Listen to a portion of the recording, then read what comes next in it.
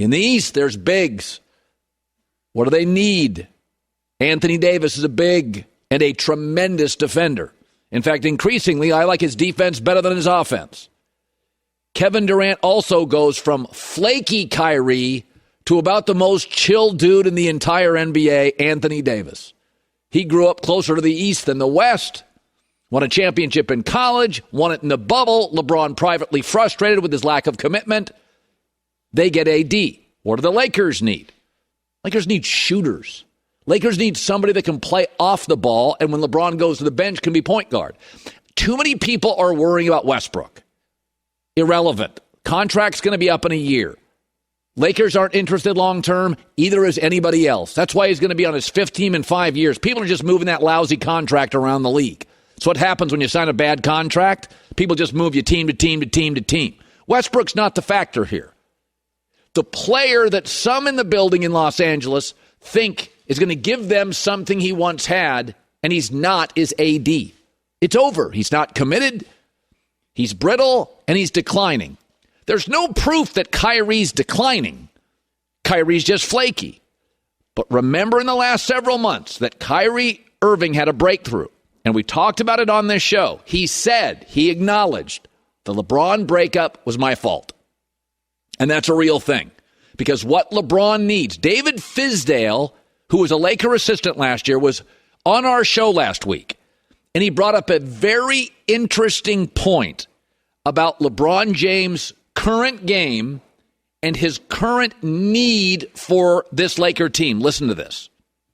The centerpiece of the whole thing for me would be LeBron. I mean, what he did this year, 37 years old, if he would have played 2 more games, he would have led the league in scoring. He's really today's NBA player and the positionless systems. He's, again, established himself at the top of that. I think the biggest thing that they're really going to have to focus on is getting some more youth in there, but guys that can really guard multiple positions and that can also make shots when that ball is sprayed out, because we generated the second most quality threes this year. And that's not to knock the guys that were shooting it, but we just didn't knock down enough of them. Boom. That's it. LeBron not only can lead the league in scoring still, but he will create. The Lakers didn't create those shots. LeBron did. LeBron is a brilliant passer, a Magic Johnson-level passer that will get you great 3 looks. AD's not a 3-ball shooter. Westbrook's not a shooter, period. So Kyrie solves an issue. Not all of them. You wish he was a better defender. Yeah, you do. You wish AD wasn't declining and was healthier. What right now AD gives the Lakers defense? All right. And I got him a title in the bubble. He's not available. He's not a shooter. He's a big that doesn't want to be a big. Kyrie's a shooter that wants to be a shooter. He's a scorer that wants to be a scorer. He works with LeBron. I know he flamed out in Boston. I know it's not working in Brooklyn. I know in Cleveland. He acknowledged, it's my bad. That's the first step in any problem. Hey, I screwed up. And by the way, the Knicks, the Clippers, and the Lakers are all interested, reportedly, according to The Athletic, they're all interested in Kyrie. Well, what do the Lakers have the Knicks and the Clippers don't? A star to give you back. AD would be the best player. And the Clippers can give you Norman Powell and draft picks, and the Knicks could give you an R.J. Barrett maybe and some other. No, Lakers can give you exactly what Brooklyn needs to make the deal work. A star with a big contract who defends and has size in the East, where if you want to win the East, you're going to have to get through Robert Williams, Bam Adebayo, Giannis, Joel Embiid.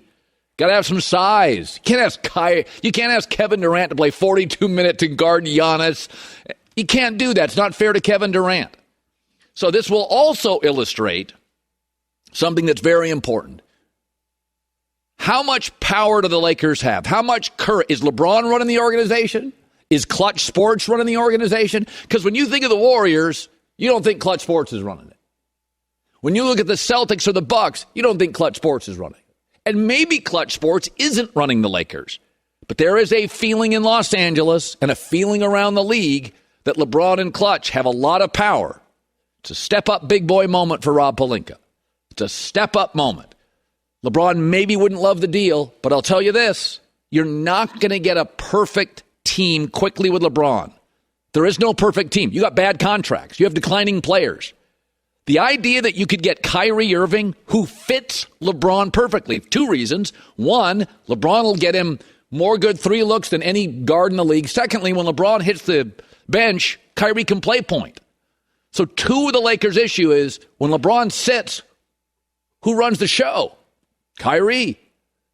He gives them a scorer. They need it. He gives them an off-ball player. They need it. And to get Kyrie, you got to match salaries. Well, guess what? AD. So this is I think it works. There's nothing perfect out there, right? Like there's no perfect trade when you got a declining AD and Westbrook. I would argue neither works perfectly with LeBron anymore. As David Fizdale said, we had the second most open 3 looks in the league. We just can't hit him.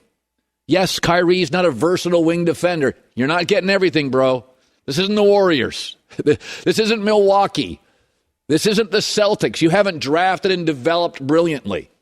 You're in a dire spot. This move works for me. So Ryan Russillo is one of the only Boston guys I've ever met. But if the Patriots or Celtics lose, he doesn't go hide in his basement for a month. So I'm watching the Celtics series, and I'm like, I find the Warriors as a dynasty, and they're sometimes obnoxious. I find them embraceable. I kind of like them. How does it land for you as a Boston guy watching them win again?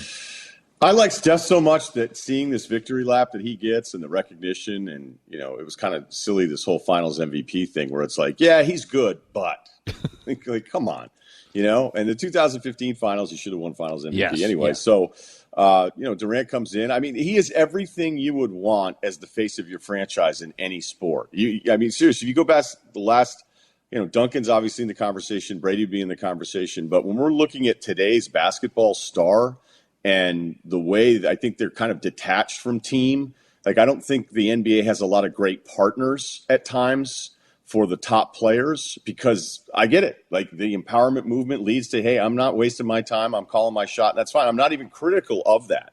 But for Steph to be this kind of partner for this organization, not demand to trade everybody, to ride this out, you could tell that this championship meant more to this group, I think, than any of the 4. Yeah. And that's why Steph was so emotional. So, even as a Boston guy rooting for the Celtics, at the end of it, there was no part of it where, and I also picked the Warriors on the podcast too, so let's not kid ourselves. We're all egomaniacs and we want to be right. So.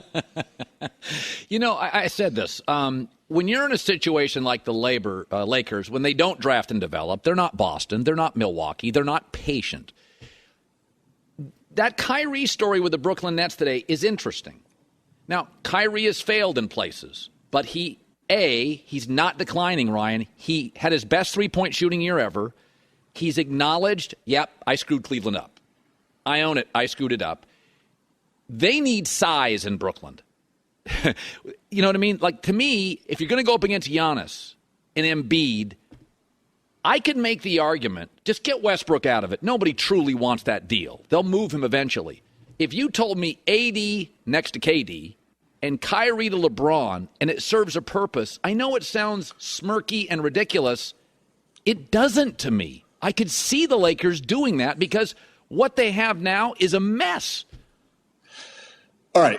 First of all, the Lakers are impatient because the entire city, the media, fan base, we demand that the Lakers do these things. And by the way, the whole Anthony Davis thing, like they still had a title 2 years ago. So I know you don't like Anthony Davis. I think I come on once every 3 or 4 months we go through it. Right now, you're feeling really good about your position. I get it. Yeah. I felt better about mine before. Here's the biggest difference with Kyrie and AD. Anthony Davis actually still wants to play and be on your team. All right. He gets hurt. And his value's never been lower, and that's why I would try to ride it out and see. I still think there's a second act coming for Anthony Davis. This Kyrie stuff has been going on 5 years.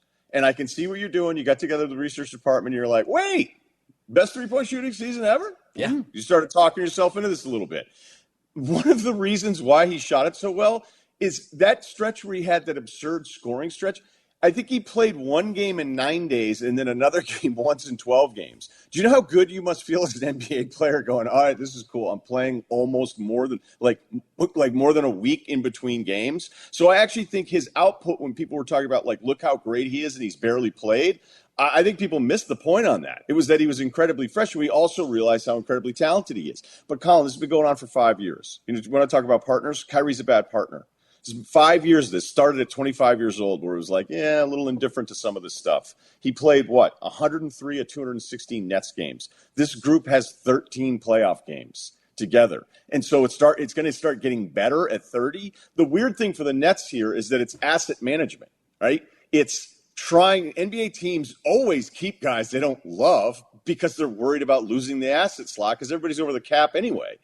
Whereas the Nets are motivated to protect the asset. I don't know why other teams would be so motivated to get in bed with him immediately when he's shown multiple seasons of not quite being a guy you can bank on. Yeah.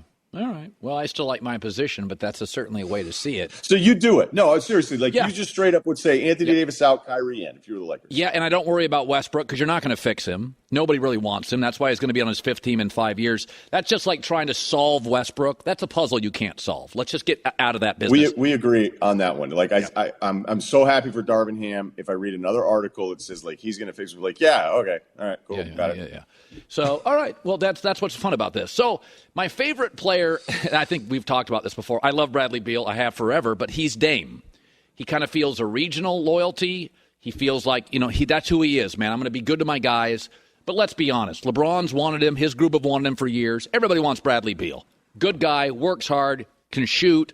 Like everybody wants Bradley Beal. He's expensive.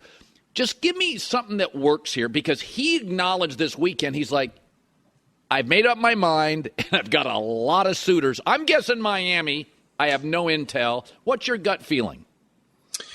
My gut on this has been partially informed, which now I think influences my now. I'm not telling you I'm super up to date, as he had just mentioned. I've made my decision. I'm not going to tell you about it. But I'd always heard that he was really happy where he was. But the motivation might be about getting that 5 years in a max deal and then figuring it out later, which I think is what you've seen now. It's gone from the shorter deals where the players thought, hey, look at all this leverage I'm going to have if I have 1 year and a player option. Like LeBron was doing that all the time. And now it's pivoted away. I'll just take the 4 or 5 years and then I'll ask for a trade. I mean, we just had Ben Simmons ask for a trade with 4 years left in the deal. So this is, I think, the new part of this, where the player acquires the contract extension and then figures out the rest of it later instead of playing the game, which still has some risk in there of going shorter deals, feeling like you have more freedom because the injury part of it. So, Beal is somebody that everybody would want, but you'd have to figure out, okay, who is he exactly? Because if you have one really good player and then the rest of the roster isn't that good, and you're adding Beal, I think the reaction to it would kind of overrate what that team really is. Because if he were that special, okay, he's a really good player, but if he were that special, this organization would win more games, and they don't. So I like him. I think he's nice. And as soon as that contract is dry, you're going to feel like, man, I owe this guy how much? Yeah. Finally, I want to pivot back to the Celtics because I said this. When you verbalize stuff, I said if Michael Jordan heard Jason Tatum say, I didn't call myself a superstar, Jordan would be like, okay, it's in him. I'm going to pull that out of him. That is in him. He's verbalizing it. And I said, I love Tatum. But I'd make an argument. There are these guys in the NBA. They're unbelievably gifted, but they feel like twos. I think you can win a title with Tatum as your guy. But don't you think this morning a little bit of, why does he keep verbalizing all his doubt? I don't love it. How does it land for you as somebody who knows the team well?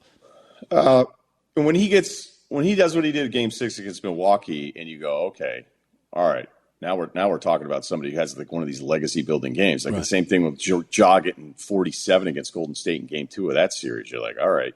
And I do think all of us that love the NBA are kind of obsessed and probably misguided at times about how much we're like, wait a minute. Because I always love kind of thinking like, who are my top 5 guys? That's why I can be way too late to something because I got to see it for a couple years before I start putting you in this conversation where I think you're better than everybody other than 5 guys. But when you talk about ones and twos, like the list of ones is less than 10 players in the league. Yeah. It's always less than 10 players. Like we're always talking about like, hey, in the draft coming up, could this guy be the number 1 player? Hell, we're lucky to get 1 in a draft because I don't think we have 10 in the NBA. So, Tatum, despite now having 3 playoff runs in 18, 20, and 22, the other ones coming up short to me weren't a big problem. I thought that he became, I don't know if it was a little predictable offensively. I think he needs to get a little bit stronger, which he will as he gets a little bit older. I don't know if the shoulder was part of this, but him hearing this is probably like the pushback to it's way easier for me to just go, all right, I never said I was top 5, than saying you're top 5 after you get eliminated, because then you know you're just going to get destroyed on social media. So I actually think it was intelligent. It was a good tactic going, how can I diffuse all this criticism I'm getting right now? Well, I'll just say, like, hey, I'm going to back off from the whole position. Ryan Russillo, The Ringer, the Ryan Russillo podcast. All right. I don't want to. Did I bore you or something? Are you all right? It was kind of a sigh there. It was almost like I got through that sigh, which I never feel with you. All right, I'm going on a big Caribbean vacation here in a week, and then when I get back, I'll circle back and we'll hang out. I've never been there. You know, that's kind of your territory. So give me a heads up on the Caribbean. What should I know? Avoid all the casinos. Okay. That's an easy one for me. That was easy. Yeah, that's exactly, Joy. Avoid the casinos. You'll come back and wonder. And I know you like to ride bikes. I know you're a big motorcycle guy. Yeah. Just obey the local laws, because traffic. Yeah. You get a little confused, that left lane, left turn thing. Whoa. Yeah, I got confused with the right lane and our rules. Ryan Russillo, The Ringer, Ryan Russillo podcast. Good seeing you, bud. All right, see you.